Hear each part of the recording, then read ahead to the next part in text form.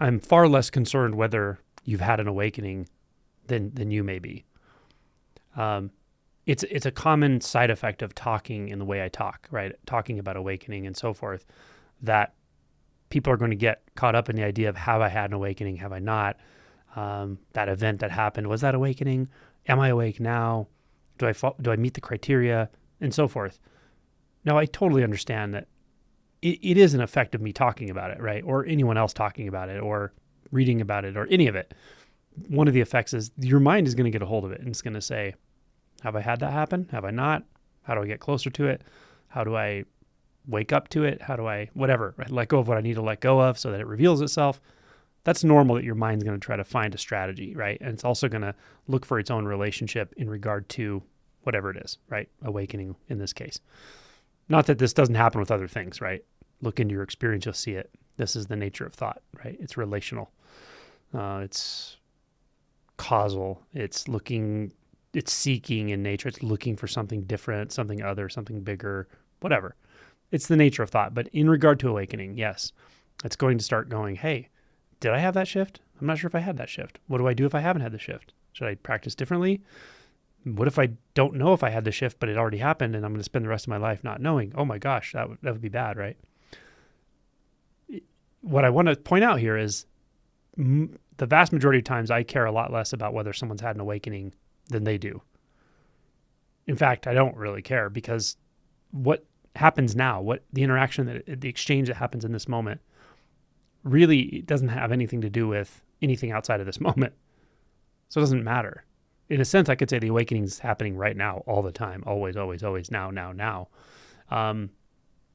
And so a thought about, is it going to happen later? When's it going to happen? And so forth. That's just a thought. That's just a thought, right? The awakening that I talk about is when you see that those thoughts are not about you.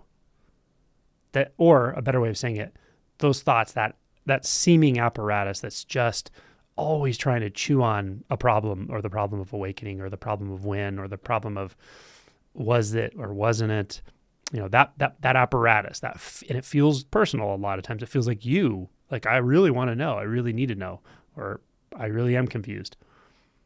Seeing that is a collection of thoughts, number one.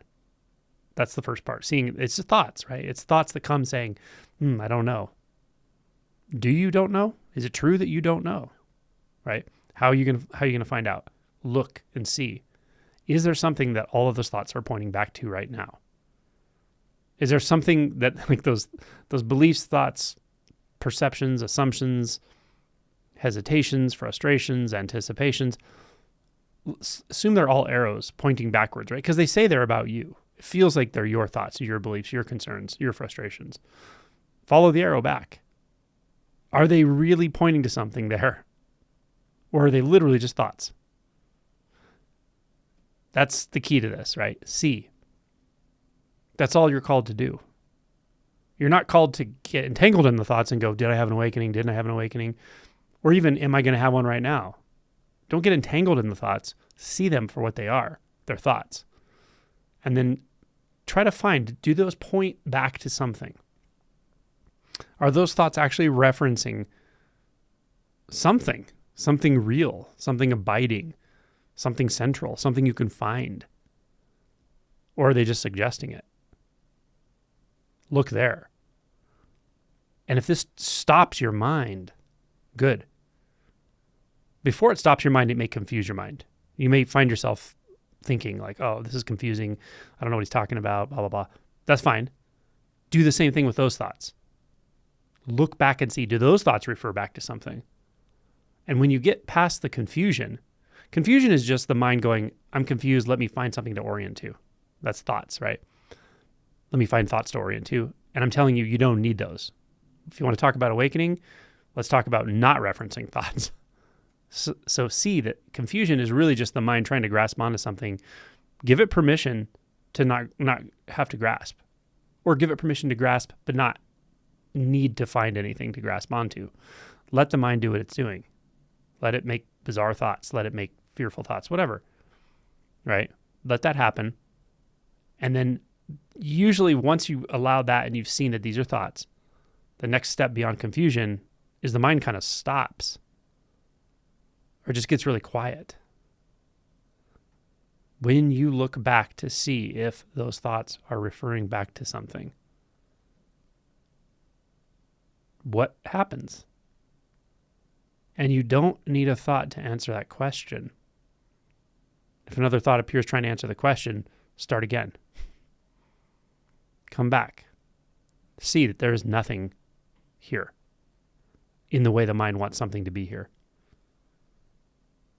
Conceptually, this is the end of concepts. So you're kind of walking off the end of that sidewalk, right? The sidewalk comes to an end. There's a famous book of children's poetry called Where the Sidewalk Ends. That's where I want you to go, where the sidewalk ends. Step off the edge. See what happens. The mind will stop because it has no dominion here. Now you're looking. Is there anything there?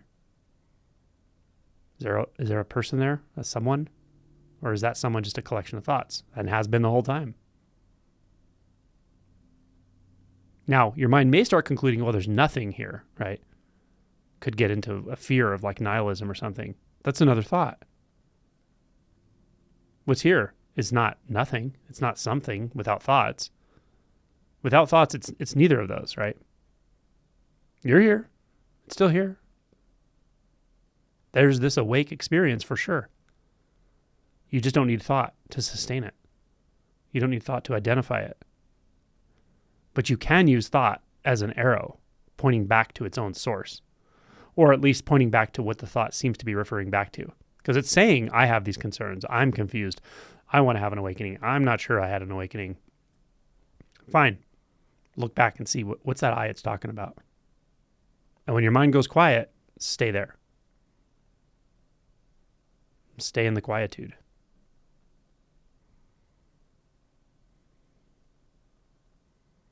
Don't move your mind. Notice you don't have to move your mind.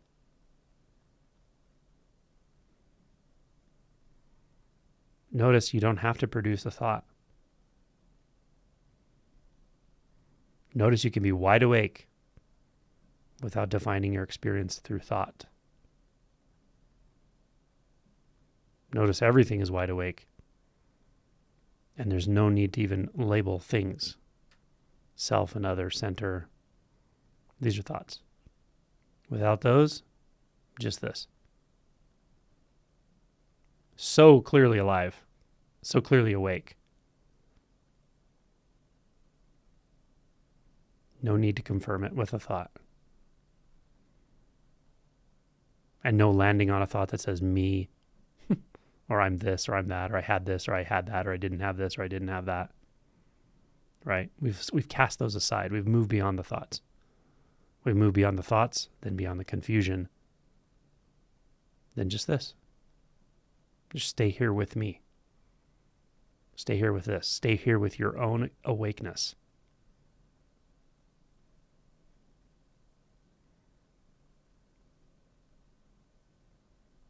Tune into it. Notice again and again that no thought is required to confirm it. It's absurd that you would need a thought to confirm this.